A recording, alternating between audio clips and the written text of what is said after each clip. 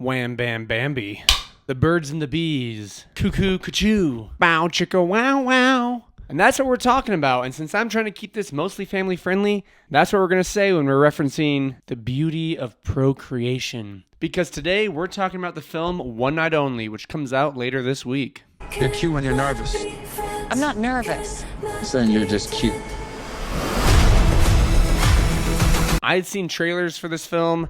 I wasn't excited to see it, but I had another YouTube buddy that got early screenings and I applied, got in. So I figured, you know what? I haven't had a lot of opportunities to see a movie early. I'll go check it out. I went for the bathroom, for the movie, for the review. Ha! Get it? Because bathroom movie reviews? That's my channel name.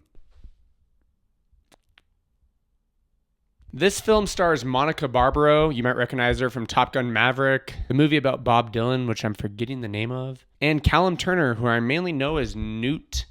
Is it Newt Scamander's brother in the Fantastic Beasts movies? But it follows them as they live in a present version of the United States where only one night a year can you have premarital bow chicka wow wow. Yeah, kind of crazy, but that's the premise of the movie. For 3 years, it's been outlawed for having premarital birds and the bees, but the movie starts on the one night a year where you can, and it follows these two characters as they try to find love in a very non-traditional way. Guys, when I went to see this, I was just worried it was going to be just some crazy, raunchy comedy. I'm not really into those. I don't mind a little inappropriate humor, but when it's just over the top, like American Pie and all those, I get why people like them. It's not my favorite. So when I say, was it good? I promise you I was surprised because this is one of my favorite movies this year. The best way I can describe it is a very tasteful movie about Wham Bam Bambi.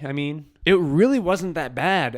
Even my buddy that saw it with me was like, that felt more PG-13. Definitely didn't feel like it was rated R, besides the swearing, which, yeah, more than 2 F-bombs, gotta be rated R. But there wasn't any nudity, maybe a few butts, and overall, it was a good movie, and here's why. You get some fun cameos, which, like I've said before, I don't think cameos make the movie, but one of the characters is the Reading Rainbow dude. I'm forgetting his name, but it brought back my childhood. Except in this movie, he's getting ready to bow chicka wham Bambi, which is a little weird, but it was still great to see him as an adult. And we also get a character that I'd forgotten about, but I've heard of, the Radio Man. This is an actor who's been an extra in over 300 scenes, and they put him in this film. I guess his thing is he's in films for a few seconds, and he always has a radio around his neck. That was kind of fun. And overall, it rocked the comedy. I was laughing so much. It was really like a tamer version of The Hangover as far as how many crazy situations our main two characters get into. And for a 90-minute film, it felt much longer, in a good way. Not because I was bored, but there's just so many little side adventures they get into as they're trying to find love, and it had me rolling. They were just trying to really show that this world existed. There's posters everywhere. There's people carrying around phones with a QR code scheduling when they can wham Bambi the next person. And it was ridiculous, but it made sense for the movie. And I wrote down some deeper questions because the movie, although it's a rom-com, there's some serious moments.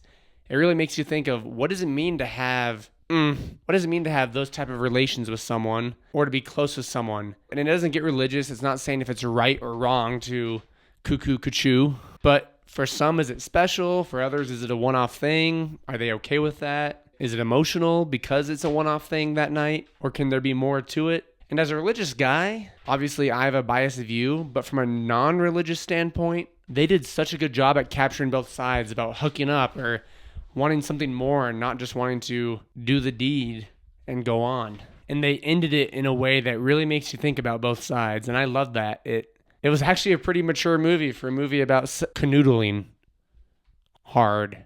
I'm running out of ways to say this, guys. I don't know. Sure, a lot of it wasn't realistic. Like, mainly the two main characters keep running into each other. And New York City, from what I hear, it's a pretty big place. But it's a movie. For those of you complaining about that, why? Why do people complain about things that make the movie better? Do you want a movie that's realistic where they just never meet? Overall, I have nothing bad to say about this movie. It was just a fun rom-com that I plan to see again this week. But let me know what you guys think. Do you agree with me? Was it a tasteful movie about... Or is this one you'd pass on? As always, thanks for joining me in the bathroom. We'll catch you when the next movie comes out.